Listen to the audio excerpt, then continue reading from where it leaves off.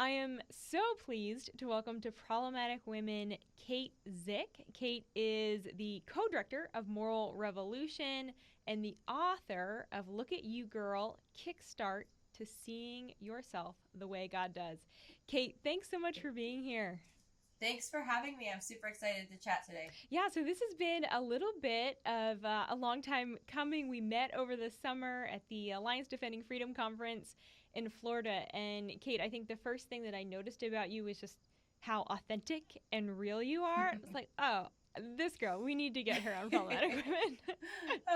Yeah, sometimes to a fault, probably. No, not at all. It's a really, really beautiful It's going to thing. be TMI, basically. If you're talking to me, you're going to be like, wow, I didn't know we were going there. Yeah, it's going to be a real conversation today. Heads up.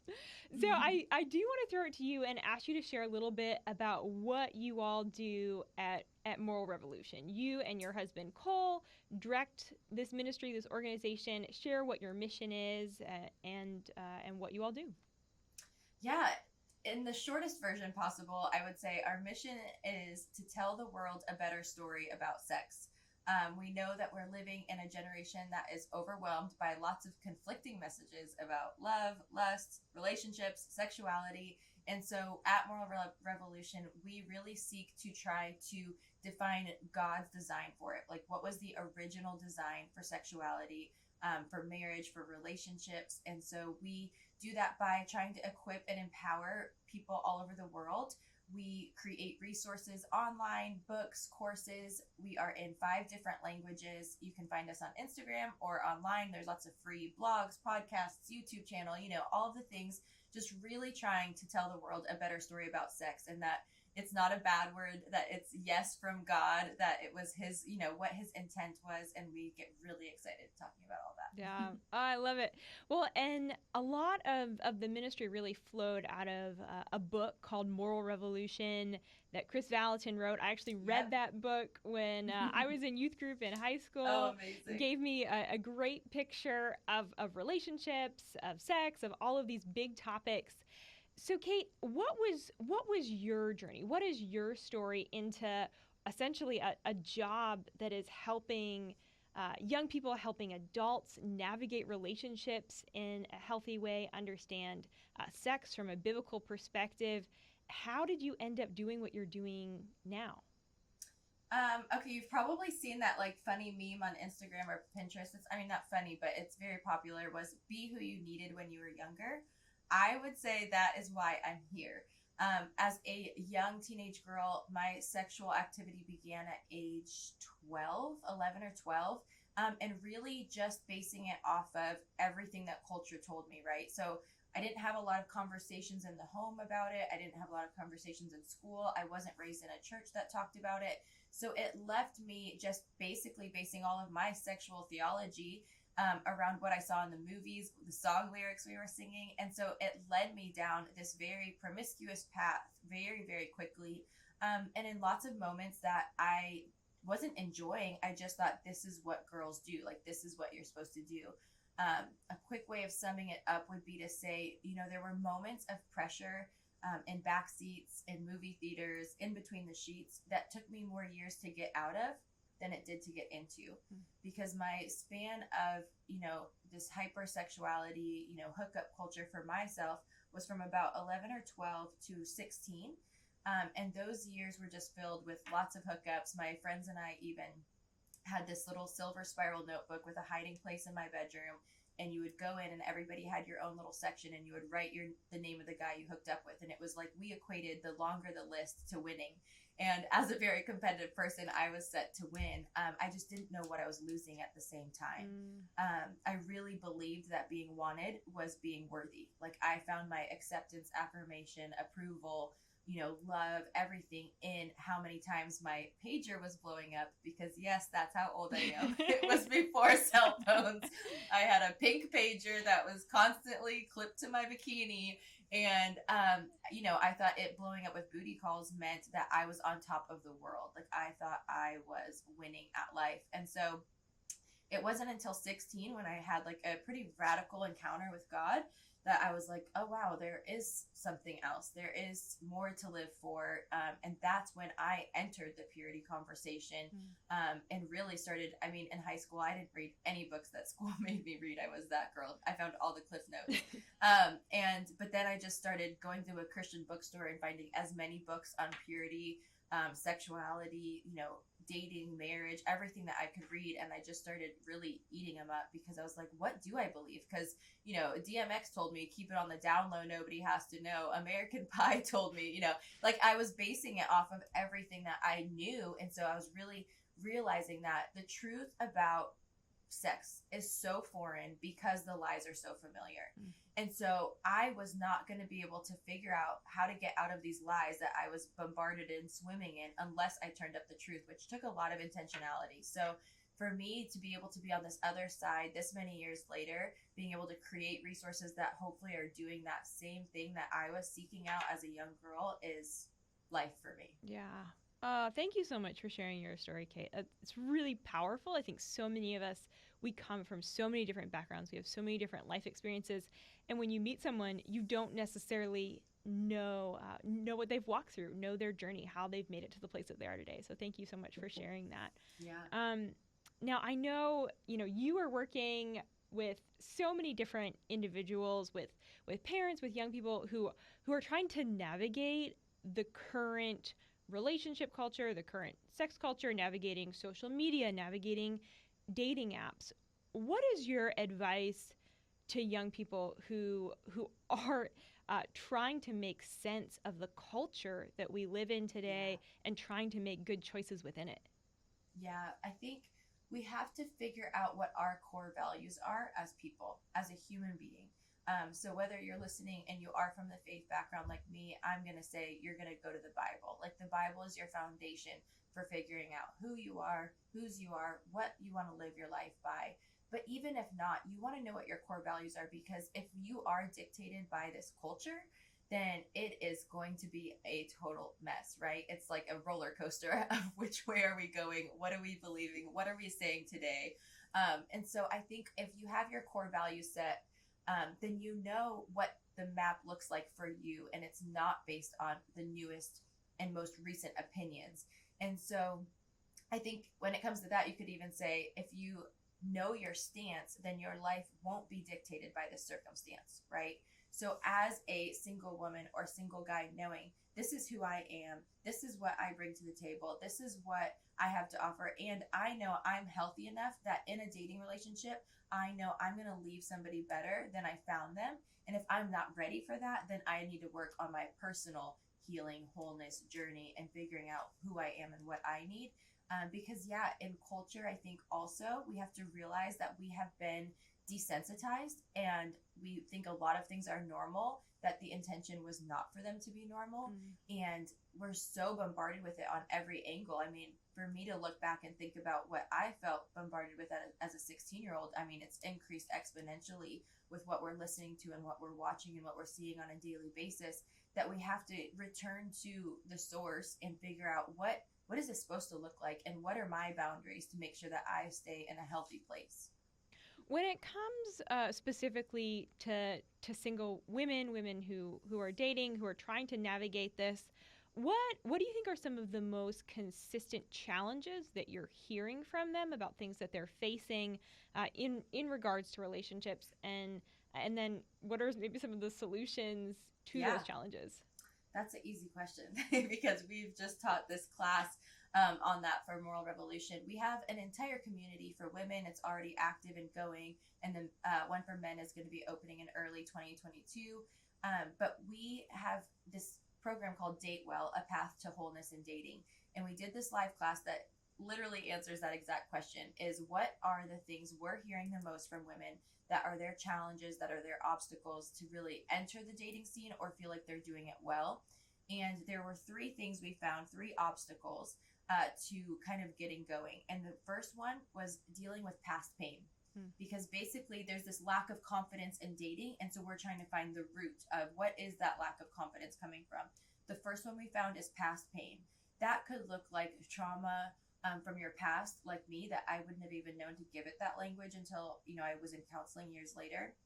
That could simply look like just heartbreak from a past relationship. So past pain was one of them. The second one would be uh, cycles, like unhealthy cycles. And again, this could be a cycle that you're just finding yourself in most, recently, where you're like, oh wow, I keep going for the bad guys, or I keep being like just fooled. Or it could be literally a cycle that's like been passed down from your family, where you're like, my mom cheated on my dad, I'm finding myself constantly cheating, like finding out what those unhealthy cycles are in your life.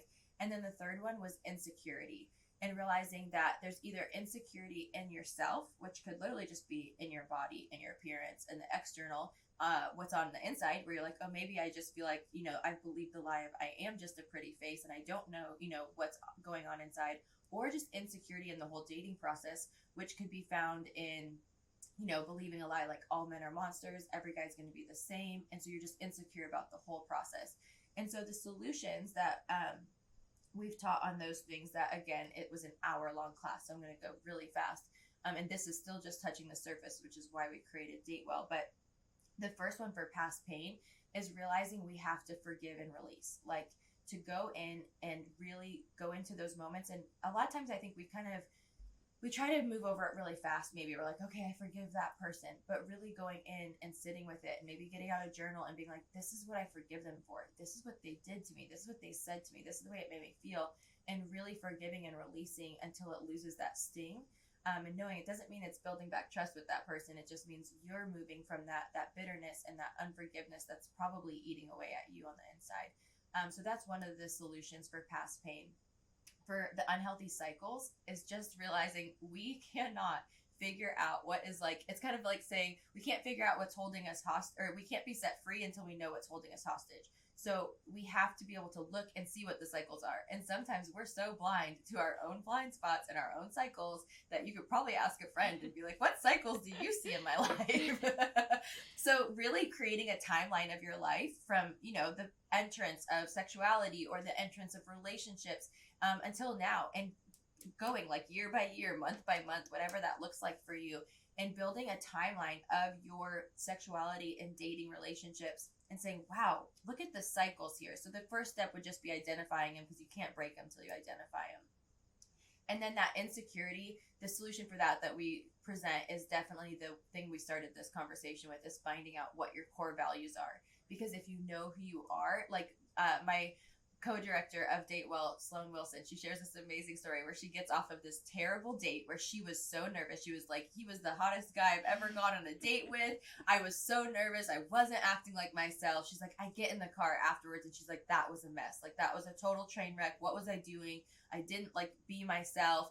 And so she pulled her rear view mirror up and she turns it down and she looks at herself and she starts saying who she is. And she starts saying what she believes about herself. Like, no, I am this, I am that. And so it was just this moment that was very organic, but we realized on the inside, that's what we need, is no matter what, we can look ourselves in the mirror and be like, this is who I am. This is what I'm worthy of. And we can build our confidence even in the most insecure, messy moments. That's so practical and so good. And yes, these are all such important things for doing, and they're practical. We talk about, okay, we want to navigate dating well and these big topics, but you need practical tools to help you do that. So Kate, I think that's super helpful. Just very down to earth things that we can be actually doing on a daily basis in our lives. Yeah. Practicing forgiveness, practicing speaking truth over ourselves. That's so good. When it comes to, okay, I'm maybe growing as a person. I'm looking for someone to date. A challenge that I think many young people face is just, how do I actually find those good people out there? Do you have any tips or wisdom on how we can, in the world of dating apps and all the craziness, how do we actually locate those good people?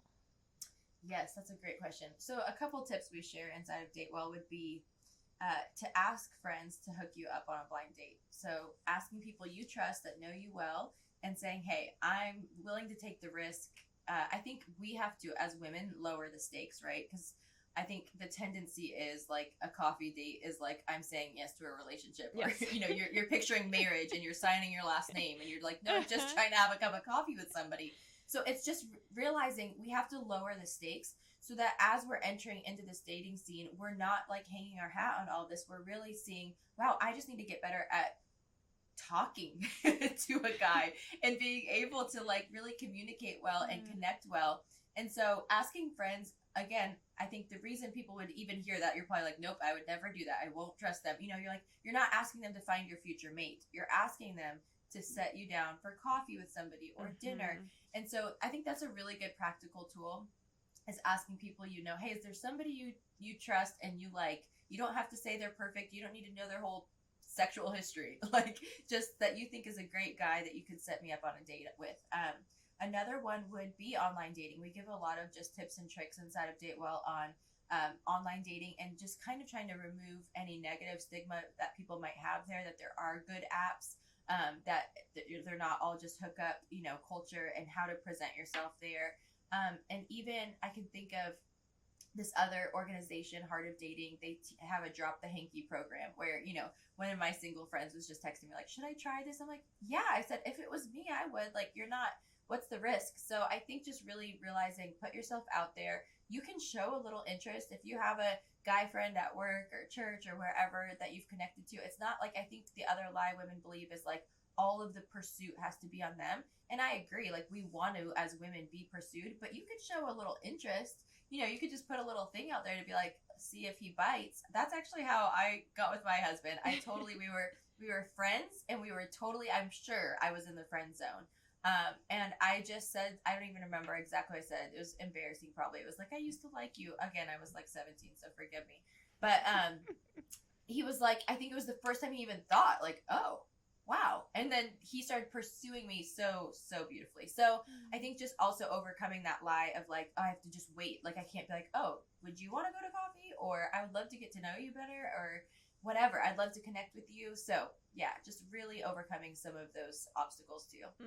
Well, and I will echo what you say about being willing to ask people that you trust around you to set you up on blind dates. It was probably like 2 years ago, I had that revelation of like, okay, wait a second. If literally like millions of young people all over America are trusting, you know, an algorithm through a dating app to set them up on dates, like why wouldn't I trust the people in my life who I trust and who love me and who I love them? And so Yes. yeah, I've like let people know that I trust at church, and family members like, hey, you have good guys, let me know, I will go on blind dates. So I think it's just practical. It just makes sense. Yep, I love that. But you know, I have found myself in the same conversation, gosh, I don't even know how many times, with a group of single women, and you know, we're all sitting around having coffee, eating chocolate at night, and the question comes up, where are the good men? Why are there so many single women, great single women, intelligent women, women who love the Lord, and it just seems like guys aren't pursuing? Is that the wrong question to be asking, Kate? I mean, is that legitimate? Is there a shortage of good guys, or is there are we as single women just asking the wrong questions? I probably would have people I love that are going to disagree with my answer here. Because I know that, you know, it sounds very hopeless to be like, no, I agree with you. But I think, I actually asked my husband this question. I said, because I saw, you know, on our notes, it was like, why are there so many single women? And his quick response, which he doesn't hold any punches, he was like, because there's no dateable men. Like, well, I'm going to quote you, Colton. But I honestly think that we've lost a lot of the, I mean, it even feels weird to say, the power, the meaning of masculinity in our generation. I think that's a huge part. I think if you go really deep into the roots of this stuff, I think it's fatherlessness. I think it's broken homes. I also think it has a lot to do with the way culture has depicted men. I mean, I can't name a TV show that I like grew up watching that like celebrated men. Like they were always either idiots or liars or cheaters or drunks or just goofballs. Like, you know what I mean? So there's just this imagery that we've been lacking. And then honestly, our biggest root that we see in what's affected everybody, it's not just men, but, you know, statistically many men, is pornography. Yeah. Pornography has created this other universe of reality. Like it's not real, but it's people entering into this. And so for whatever reason, I mean, we could go into that forever. There's an amazing documentary that just released this past month called Raised on Porn. It's by Exodus Cry. You can find it on YouTube. I highly recommend every single person to watch that. I've never seen porn personally in my life, and neither has my husband. But so it doesn't matter if you've seen it. It doesn't matter if you're currently addicted to it. It doesn't matter if you've just you've overcome that. Whatever your story is, every human being should watch this because we need to see how it's affecting our generation and how it's affecting us from a young age. And what's very helpful also in watching that documentary is instead of looking at broken men, which is, the reality sometimes if you're like, wow, there's just a lot of men that are still struggling, still messed up, want weird things. It's realizing, oh wow, we need to look back at that 9-year-old boy who got introduced to this, and it unpacks the science of what's happening in their brains and why there's actual addiction going on here, why it's changed their brain. And I just think it gives a lot of understanding of what we're living in right now and why we need to stop it. So their whole purpose is protect children, not porn, and how do we protect children from this? But really realizing, I think it helps in dating. There's another documentary by Fight the New Drug called Brain Heart World. Another amazing documentary to watch. To be like, wow, this is the world we're living in. This is how it's affected their brains, their hearts, and then the world and the society we're living in. And so I really think that that's a root cause, not only for the dating scenario we're in, but a lot of failed marriages. I mean, I think large percentages have pornography, either past or current struggle that affects the divorce rate. Mm-hmm. So for all of our single female listeners who are now a little bit discouraged, what is your encouragement to them for how we as single women can be, putting ourselves in good positions to be, preparing ourselves for marriage, or, even, I guess maybe holding that in tension, and just storing our hearts well in this season, asking good questions? Yeah, I mean, if you're a believer, then I'm like, pray for your future husband. I remember telling girls, when we were youth pastors for years, I'm like, the girls that are like, I can't, they just can't stop thinking about it. I'm like, just have a journal that's literally just your prayer for your husband journal. And I'm like, and then one day you can give it to him, but just, let it all out there too for the Lord. Just, it's just, you have to be able to have a safe space to let it out. So if you're a believer, then I'm like, go into the prayer closet on this, just really kind of giving it all to him. Our hope is in him. And then you're doing what you can, right? I don't know, as my personality, I'm like, I want to be in control of everything. I'm like, this is something it's really hard to be in control of. So praying about it. And then I think going back to what we said of continuing to put yourself out there and risk it, because it's so funny. We have these healthy boundaries that are so important, but sometimes we create walls instead of boundaries. And so when you hear something like this about, wow, so many men are impacted by this, don't just be filled with discouragement. We have so many testimonies of men and women who have truly overcome it and been set free. You have a couple on our podcast if you want to listen to, of he was addicted. And when you hear his story, because you're like, how did this happen? How did he cheat on his wife? And you just want to hate him. And then you'll hear his story of how he's introduced by his stepfather as a young child, and just oh wow, it was a medication for him. And so then you're like, oh, this can be healed, this can be corrected. It just takes somebody being really intentional to pursue growth. So I think praying, finding hope-filled stories, putting that in front of yourself, and then continuing to put yourself in really good community that you're learning how to get your needs met in a healthy way, so that you're not setting yourself up to be in a codependent relationship when you find somebody, right? When you're just kind of because I think that's also a huge struggle right now, is women feeling like, oh, I'm just going to have to settle. You're not going to have to settle. You're going to make sure that that you know how to get your needs met. You know who you are. You know what you believe. You know your core values, and you know what you bring to the table. And then when you meet that man, if he has a past, my thing would be, I'm like, I want women to be educated on what that looks like. Because I think historically, if I go back 15 years to when, a couple of my friends got married to a man who struggled with porn, the conversation was, I used to struggle with it. And then didn't know, no, you still struggle with it. It's still a thing. You're having sex inside of marriage, like with other people. It's just because we didn't have the tools and the understanding. I think now we do have, there's so many tools, there's so many paths to freedom, there's so much more understanding of what's going on in the brain and science, which I think actually brings so much hope of knowing there's a path to healing and there's a path to wholeness. So being educated on it, being aware, like I said, not creating walls around it, having healthy boundaries, like, oh wow, if he's currently struggling, it'd probably be good for him to get into counseling or get into a program that's going to help him so that he can be in a healthy relationship with you. Because I think the wall would be, I will never be with somebody who's ever struggled. That's going to be, the percentages are, it's 94% will see it by 18. 94%. So you can't create walls. You got to have hope in front of you, hope of healthy relationships and marriages after this, hope of what you want and what you're looking for.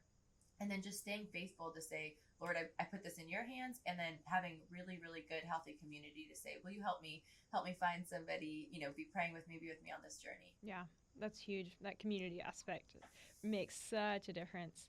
Yeah. Let's do a lightning round of advice. I want to ask you for 3 different groups of people. For those who are dating, who are entering the dating scene, what is one really, really great piece of advice that you would give young folks who are dating? Secondly, for married couples, what is a great piece of advice that has helped you and Cole in your marriage to foster a really happy, healthy, strong connection? And then for parents who are trying to navigate, okay, how do I talk about sex with my child? How do I navigate, as they're starting to date? So we'll start first with advice for singles or young folks who are dating.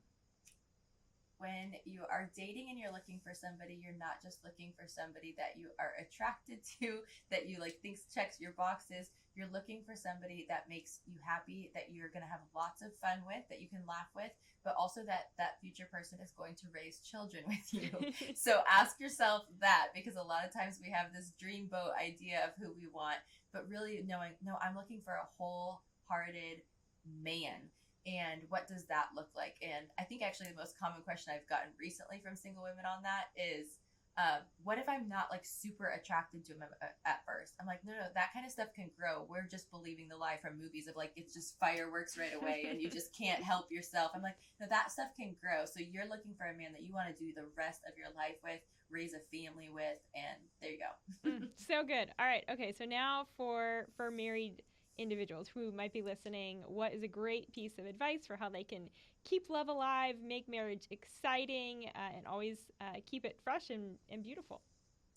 Don't settle for less than God's best for your sex life. Sex is supposed to be a beautiful, intimate, connecting, powerful, bonding moment.